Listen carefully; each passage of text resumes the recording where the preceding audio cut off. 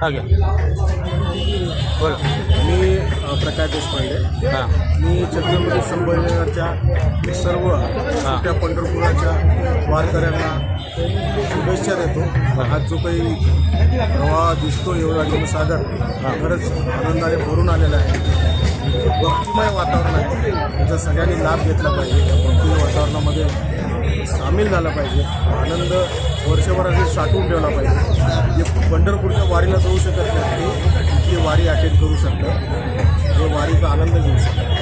तर आम्ही आमच्याकडून छत्रपती संभाजीनगर पिकनिक असल्याकडून उपासाला खरंच गरज असते ते आम्ही ठेवलेलं आहे आणि आम्हाला आनंद होत आहे. आम्ही तुम्हाला सर्वांना माहिती का सगळ्यात पहिली वारी कोणी केली? सर्वात पहिली वारी केली ती शिवशंकराने.